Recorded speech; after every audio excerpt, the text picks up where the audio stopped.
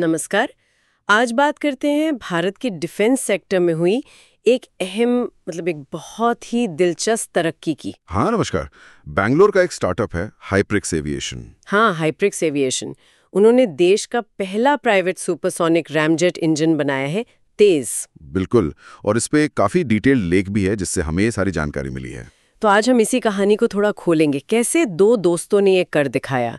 ये तेज इंजन, इसमें ऐसा क्या खास है और भारत के लिए, मतलब आत्मनिर्भरता के लक्ष्य के लिए इसके क्या मायने हैं? चलिए समझते हैं।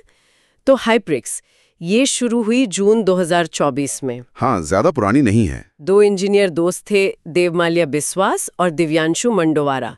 हाई स्कूल से ही दोस्त, और तेज रफ्तार वाले जहाजों का जुनून था इन्हें। और उन्होंने देखा कि भारत कैसे हाई स्पीड प्रोपल्शन सिस्टम्स के लिए बाहर के देशों पर मतलब आयात पे कितना निर्भर है। हाँ, अपनी पढ़ाई और शुरुआती करियर में ये चीज उन्होंने महसूस की। तो उन्होंने इसी निर्भरता को कम करने का सोचा। और ये बहुत जरूरी कदम है ना, क्योंकि भारत लंबे समय से मिसाइलों और फाइटर जेट्स के लिए जरूरी हाई स्पीड इंजन तकनीक बाहर से ही लेता रहा है। बिल्कुल। तो हाइब्रिक्स का ये काम, ये सीधे सीधे मेक इन इंडिया और रक्षा में आत्मनिर्भर भारत की जो पहल है उससे जुड़ता है। सही कहा। ये सिर्फ एक और मेक इन इंडिया कहानी नहीं है, ये दिखाता है कि कैसे पर्सनल पैशन और इंजीनियरिंग की समझ, हाँ, वो भी उस सेक्टर में जहां दशकों से सरकारी कंपनियों का ही दबदबा रहा है।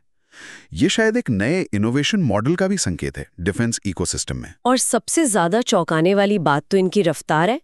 अगस्त 2024 में काम शुरू किया, और सिर्फ 5 महीने में। हाँ, जनवरी 2025 तक तेज इंजन न सिर्फ बना लिया, बल्कि आईआईटी मद्रास में सफलतापूर्वक टेस्ट भी कर लिया। 5 महीने में एक सुपरसोनिक रैमजेट इंजन, ये वाकई मतलब इंडस्ट्री के हिसाब से को अभूतपूर्व है। जबरदस्त। बिल्कुल।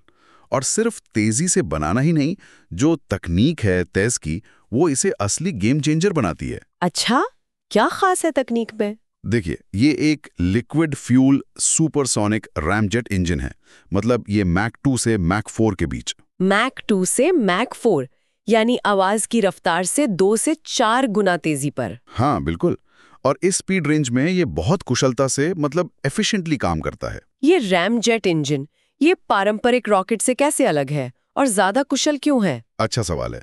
देखिए, रैमजेट इंजन हवा में सांस लेता है। मतलब उड़ते समय ये हवा से ही ऑक्सीजन लेता है अपने ईंधन को जलाने के लिए। ओके। जबकि जो पारंपरिक रॉकेट्स होते हैं, उन्हें अपना ऑक्सीडाइजर यानी ऑक्सीजन का सोर्स साथ लेकर उड़ना पड़ता है। इससे रॉकेट भारी हो जाता है? हाँ, हल्का होता है और ज्यादा देर तक चल सकता है।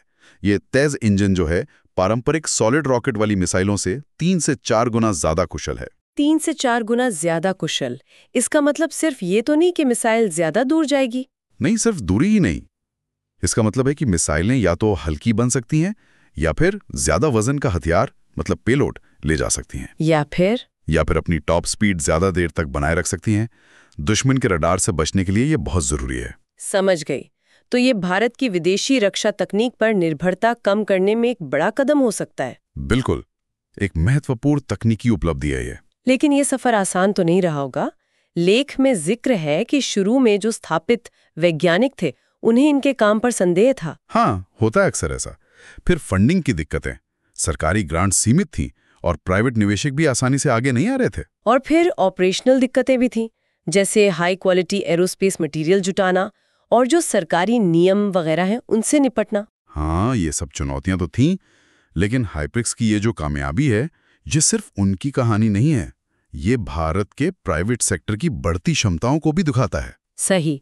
अब प्राइवेट कंपनियां उन जटिल तकनीकों में हाथ आजमा रही हैं जो पहले सिर्फ सरकारी संस्थाओं का काम मानी जाती थी। बिल्कुल, ये डिफेंस टेक्नोलॉजी में घरेलू इनोवेशन की एक बड़ी लहर का हिस्सा है। और आगे का क्या प्लान है इनका? लेख के मुताबिक हाइप्रिक्स अब किराम 1 पर काम कर रहा है। हाँ, किरामन, ये एक 15.5 mm का आर्टिलरी शेल है, मतलब तोप का गोला। लेकिन इसमें रैमजेट इंजन लगा होगा और एआई गाइडेड भी होगा। जी हाँ, इससे तोपखाने की रेंज और सटीकता दोनों बढ़ जाएंगी। सोचिए जरा। कमाल है।